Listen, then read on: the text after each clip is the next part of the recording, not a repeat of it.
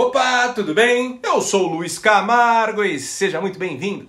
Lula e Janja vão passar a virada do ano na Restinga de Marambaia, uma praia privativa do Rio de Janeiro controlada pelas Forças Armadas. Exatamente, o presidente que, segundo o TSE, recebeu 60 milhões de votos, quer ficar longe do povo que supostamente o elegeu. Isso porque, como a gente sabe, para qualquer lugar que o Lula vá, onde o público não é devidamente controlado e formado por correligionários e sindicalistas, ele é recebido de forma hostil e aos gritos de ladrão. Muito parecido com a recepção que teve semana passada ao visitar a Câmara. Em contrapartida, os finais de ano de Bolsonaro sempre foram marcados com a recepção carinhosa do povão. Quem não se lembra no final de 2021, quando na Praia Grande, o então presidente resolveu pular do barco em que estava e nadar no meio dos banhistas.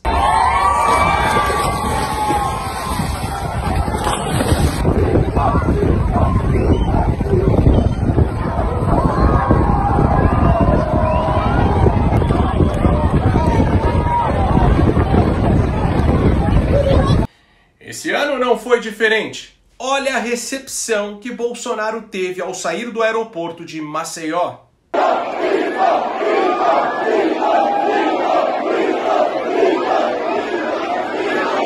E depois, na praia de São Miguel dos Milagres.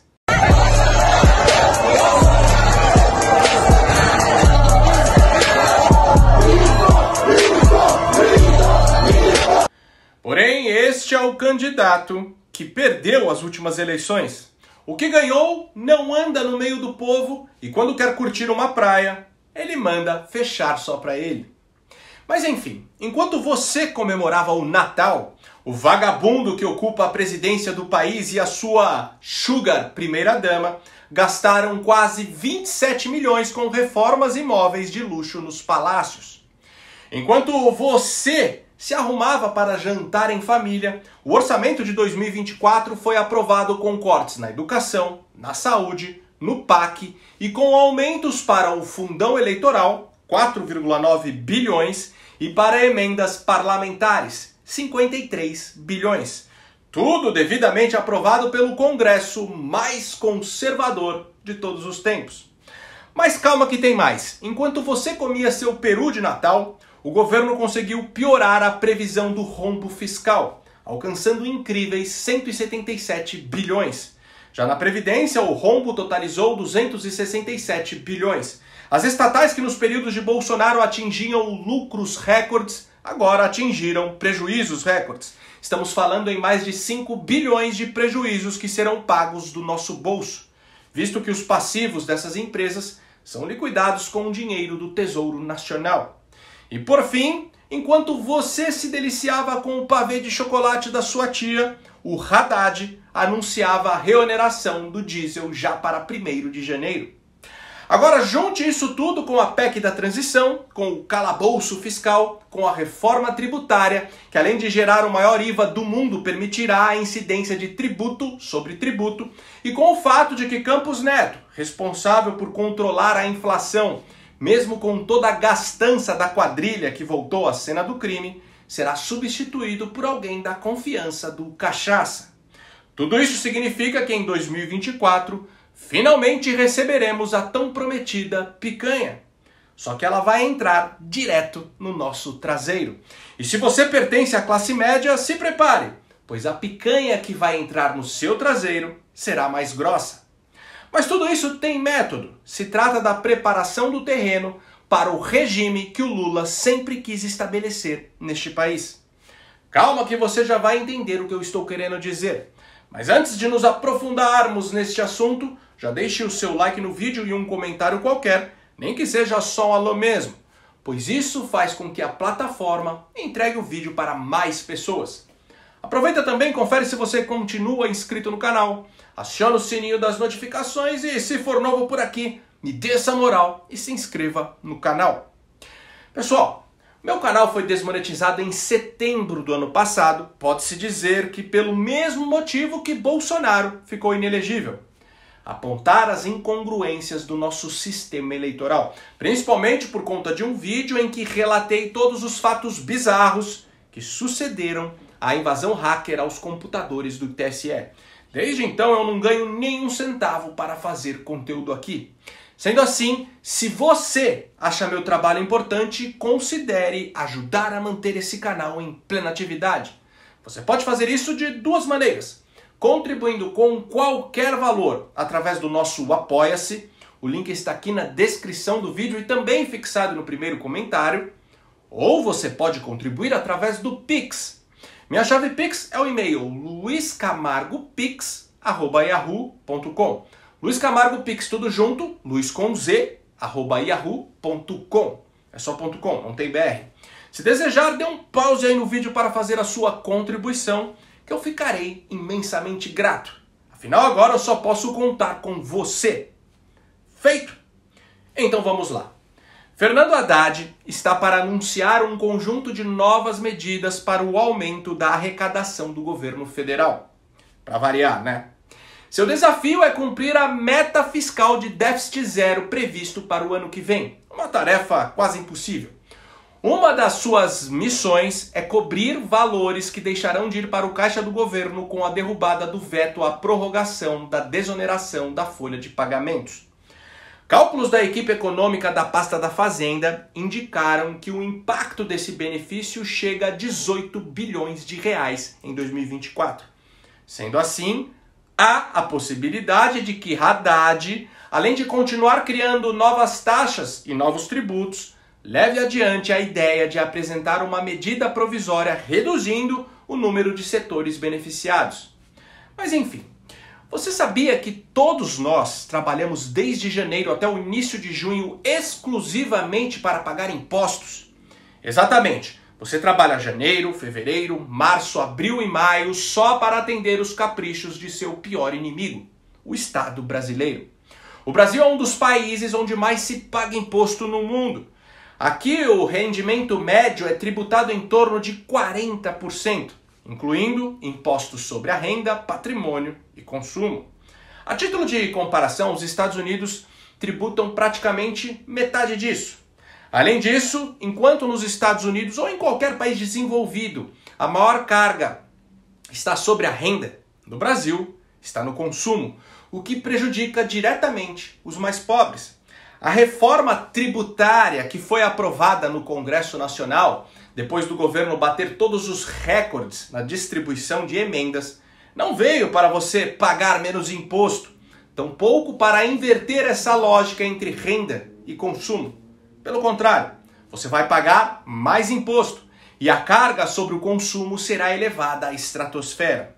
Bom, em qualquer lugar do mundo, governos de direita são mais austeros. A direita tem como premissa um Estado mais enxuto, consequentemente, promove uma diminuição na cobrança de impostos.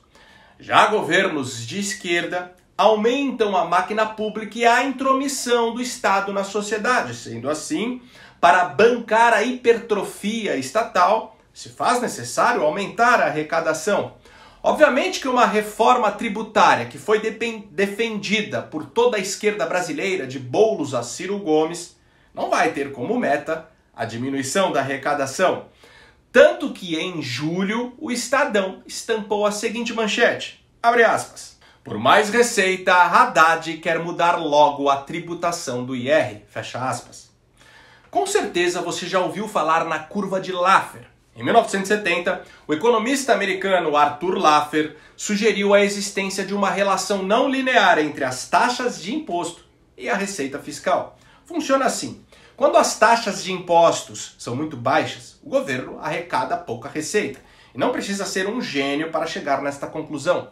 Mas, por outro lado, essa lógica não se aplica no extremo oposto. Quando as taxas de impostos são muito altas, a atividade econômica é desestimulada. Os incentivos para trabalhar e investir diminuem. Aumenta o índice de sonegação e, consequentemente, a arrecadação também cai. Ou seja, a curva de Laffer demonstra que existe um limite para a cobrança de impostos e que o governo que ultrapassa esse limite vai acabar arrecadando menos. Paulo Guedes é um grande entusiasta da curva de Laffer e foi justamente através da diminuição de impostos que o governo Bolsonaro bateu todos os recordes de arrecadação. Vamos ler juntos uma publicação que Bolsonaro fez em suas redes sociais essa semana. Abre aspas. Nenhum governo eliminou e reduziu tantos impostos quanto o governo Jair Bolsonaro. Zeramos e reduzimos impostos para baixar o preço de gasolina, energia, diesel e alimentos. E mais, reduzimos o IPI em até 35%, baixando o preço de milhares de produtos, desde geladeiras, remédios, máquinas industriais, videogames, carros, eletrodomésticos, etc. Reduzimos o valor do DPVAT e de operações financeiras. Reduzimos impostos sobre contratos de trabalho, estimulando empregos. Zeramos impostos sobre medicamentos e equipamentos no combate ao Covid, câncer e HIV. Estes são apenas alguns exemplos dos milhares que, mesmo com a redução de impostos, fazíamos o governo arrecadar mais impostos mês a mês. História. Fecha aspas. Claro que o Cachaça não sabe o que é curva de Laffer, mas o Haddad e sua equipe sabem muito bem.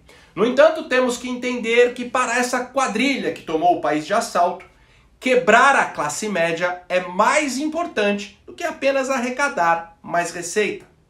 Agora preste atenção nessa fala do Olavo de Carvalho. O pessoal que não entende, nunca estudou o assunto, acha que é o seguinte: o comunismo, o sujeito toma o poder e diz agora é o comunismo, tio, mas agora toda a propriedade é estatal. Isso só na cabeça de jumento.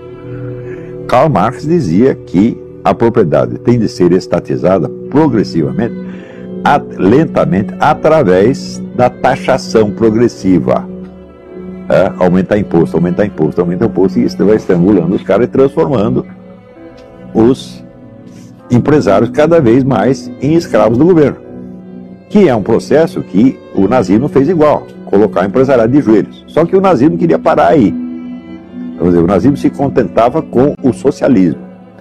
E os comunistas não, tem que prosseguir até acabar o último. Nós temos que tomar tudo, depenar os caras até o fim. Agora vou colocar aqui um vídeo que explica em 1 minuto e meio e de forma didática as principais mudanças que a reforma tributária que já foi promulgada trarão. Preste atenção. Explicando a reforma tributária em 1 minuto e meio, ela simplifica um pouco os impostos, certo? Quais são esses impostos? São 5 impostos.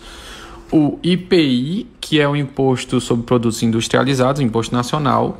O ICMS, que é um imposto estadual, circulação de mercadorias e serviços. E o ISS, Imposto sobre Serviços. Esses todos irão virar o IBS, Imposto de Bens e Serviços. Temos o PIS e COFINS, que irão virar o CBS, Contribuição de Bens e Serviços. Agora vamos para os pontos negativos da reforma. Aumenta a carga tributária para bens e serviços. Vale lembrar que 70% dos empregos do Brasil são gerados por esse setor. E o que são os bens e serviços? São alimentos, roupas, médicos, advogados, dentistas. E eles pagam em torno de 5% de carga tributária no geral, e irá aumentar para 25%. Um ponto positivo é que diminui a carga para indústrias. Realmente é uma carga muito alta para a indústria brasileira. E aí vem o pior de tudo. Ela cria um órgão regulador. No artigo 151, esse órgão vai ter o poder de legislar, regular e julgar a distribuição do arrecadado, levando a uma perda da autonomia dos estados e municípios, quebrando o pacto federativo, né? Tirando também o poder do Congresso. Todos aqueles que passaram o ano todo defendendo essa armadilha tributária se utilizaram do discurso fajuto de que, apesar de não ser a reforma ideal, ela é necessária por conta da simplificação na cobrança dos impostos. Porém, nenhum destes mencionou o monstruoso aumento da carga para bens e serviços, que é simplesmente o setor que mais emprega no Brasil. O que significa que, além de uma eventual onda de demissões, poderemos ter uma sobrecarga nos serviços públicos, como explica o vereador Ramiro de Porto Alegre. O aumento do imposto sobre serviços, que chegará a estrondosos 300%, significa que nós teremos um aumento no transporte, nós teremos um aumento na educação privada. Significa que nós teremos um aumento em planos de saúde. Significa que nós teremos um aumento em restaurantes. E por aí vai. Em todos os serviços que a população, muito especialmente a classe média, consome no seu dia a dia. Ao aumentar este imposto, e obviamente não há aumento salarial, obviamente não há aumento da oferta de empregos, por exemplo, à população. Ao aumentar esse tipo de imposto, nós teremos algo que vai impactar muito o poder público, o Estado brasileiro e, consequentemente, todos nós. Porque a pessoa que tinha o seu filho numa creche privada, com o aumento do imposto, já não vai mais conseguir colocar o filho na creche privada e vai para a educação pública. A pessoa que utilizava um plano de saúde já não vai ter mais, vai cancelar o plano de saúde e vai começar a utilizar o SUS. A pessoa que, enfim, usa serviços pagos no seu dia a dia, necessariamente vai começar a migrar para serviços estatais. E isso aqui vai causar uma sobrecarga nos serviços públicos que já são extremamente sobrecarregados e ineficientes. Bom, os defensores da reforma também passaram por cima da destruição do Pacto Federativo, que tira ainda mais a autonomia de estados e municípios, concentrando ainda mais poder no governo federal, que hoje é dominado por uma corja de criminosos com aspirações totalitárias. Eles também não mencionam que, indo na contramão de qualquer país desenvolvido, ao invés de taxar de forma progressiva a renda, as novas regras vão taxar ainda mais o consumo, ferrando justamente a classe média e os mais pobres. O imposto sobre consumo no Brasil, que será criado aí com um novo regime tributário, poderá ser o maior do mundo. Isso deve acontecer porque a alíquota do IVA deverá ultrapassar a praticada na Hungria, que tem taxa de 27% e é considerada a maior entre os países da OCDE. Fora que uma supressão na votação final do texto da reforma pela Câmara dos Deputados criou a possibilidade de que o novo IVA componha a base de cálculo do ICMS e ISS, algo que até então estaria proibido. A sugestão partiu da Secretaria Extraordinária do Ministério da Fazenda para a Reforma Tributária, que considera a medida um ajuste técnico para manter a arrecadação dos estados, municípios e governo federal durante a fase de transição entre 2027 e 2032. Essa mudança no texto final da reforma permite a anômala incidência de tributo sobre tributo, fazendo com que o cidadão brasileiro arque com impostos ainda mais escorchantes, ou seja, menos dinheiro no seu bolso e mais dinheiro nos cofres do Estado. A verdade é que o único setor que de fato será beneficiado com a redução de carga é o da indústria, justamente aqueles oligarcas com vasto histórico de relações escusas com o governo. Mas para resumir, com essa reforma teremos mais centralização de poder, aumento do desemprego, sobrecarga nos serviços públicos e produtos mais caros no supermercado. Claro que tudo isso tem método. Esse é o cenário perfeito para a eliminação da classe média e consequente ascensão de um regime totalitário sem precedentes neste país. Como eu não canso de falar, historicamente, a classe média é o nicho da sociedade que oferece maior resistência a projetos totalitários de poder. Nenhuma ditadura socialista pode se estabelecer no controle de uma nação sem primeiro esmagar a classe média. E é por isso que eles odeiam a classe média. Nós temos uma classe média que ela ostenta um padrão de vida que em nenhum lugar do mundo a classe média ostenta. Aqui na América Latina, sabe, a chamada classe média ostenta muito um padrão de vida acima do necessário. É porque eu odeio a classe média. A classe média é o atraso de vida. A classe média é a estupidez. É o que tem de reacionário, conservador, ignorante, petulante, arrogante, terrorista. É uma coisa fora do comum a classe média. Veja bem, Os pobres são comprados com o assistencialismo estatal. Os muito ricos, os banqueiros e metacapitalistas, fazem conluios espúrios com a elite governante. Já a classe média, que é quem mais se beneficia com o livre mercado e com o recuo do Estado, é um empecilho que precisa ser descartado. E por isso, como explicou o vereador de Porto Alegre, a primeira coisa que vai acontecer com o aumento no imposto sobre serviço é a migração de pessoas dos serviços privados para o público. Muitos que hoje pagam plano de saúde passarão a usar o SUS. Pais que hoje pagam escolas privadas colocarão seus filhos em escolas públicas. Ou seja, a classe média, que em tese não deveria depender do Estado, passará a depender. O que temos que entender é que o projeto de médio prazo deste governo é a transformação do Brasil em uma imensa favela continental, com toda a população nivelada na margem da pobreza e dependente das esmolas estatais. Até porque, como diz o próprio Lula, que quem vota majoritariamente no PT são pessoas que ganham até 2 salários mínimos. Um metalúrgico de São Bernardo que ganha 8 mil reais já não quer mais votar na gente. Pega a pesquisa e vocês percebem que quem ganha acima de 5 salários mínimos já tem dificuldade de votar na gente. É porque essa pessoa ficou ruim? Não. É porque possivelmente essa pessoa elevou 1 milímetro o padrão de vida dela, de aprendizado dela. Bom, mas por outro lado, se o Brasil entrar mesmo em uma nova recessão, como a que aconteceu no governo Dilma, isso também preparará o terreno para a queda deste governo. Pois com a quebra do setor financeiro é inevitável que recaia sobre a quadrilha que tomou nosso país de assalto o crime de responsabilidade, o mesmo que impeachmentou a Dilma. E falando em crime de responsabilidade e impeachment, esta semana, em uma entrevista para a BBC, o ministro Mauro Vieira das Relações Exteriores disse que o governo ficaria muito contente se Putin vier ao Brasil.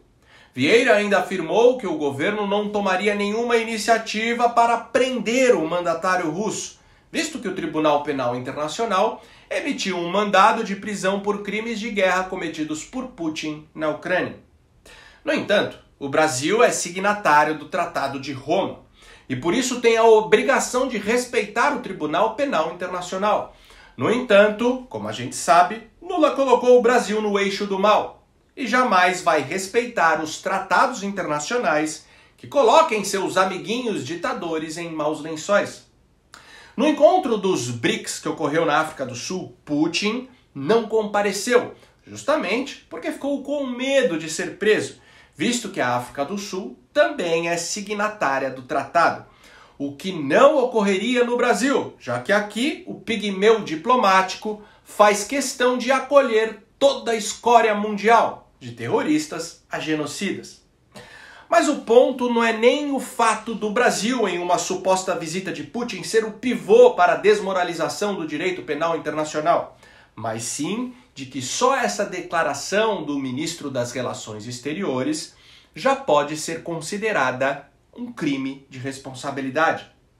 Veja bem, nossa Constituição, no parágrafo 4º do artigo 5, prevê literalmente que o governo deve acatar de forma estrita norma e decisão de Tribunal Penal Internacional ao qual aderir.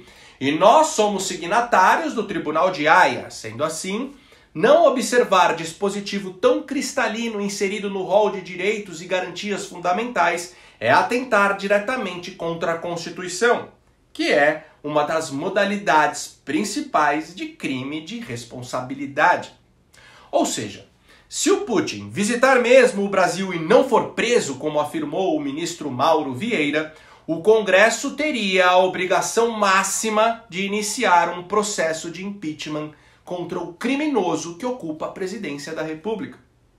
Bom, o fato é, não existe mal que dure para sempre. Tenha em mente que mesmo quando tudo parece estar indo para o buraco, sempre existirá uma saída. Como eu sempre digo, se você não tem condições de ir embora do país, sentar e chorar jamais pode ser uma opção. Sendo assim, continuaremos vigilantes em 2024. E conte com este canal para seguir lhe esclarecendo e trazendo a verdade dos fatos, sejam estes auspiciosos ou desanimadores. Se você gostou desse vídeo e acha esse tipo de conteúdo importante, ainda mais com toda essa perseguição às vozes conservadoras, considere de verdade ser um patrocinador do canal. Pode ser com qualquer valor. Minha chave Pix é o e-mail luiscamargopix@yahoo.com. Luiz Camargo Pix tudo junto, luiscomz@yahoo.com. Não tem BR. Ou se preferir, o link do nosso Apoia-se está aqui na descrição do vídeo. No mais, curte e compartilhe ao máximo esse vídeo. Não esquece de deixar aquele comentário esperto para ajudar na relevância. E me siga em todas as redes sociais. Instagram, Twitter, Facebook, no Telegram e no Rumble. @Luiz Camargo Vlog. Então até o próximo vídeo. Valeu!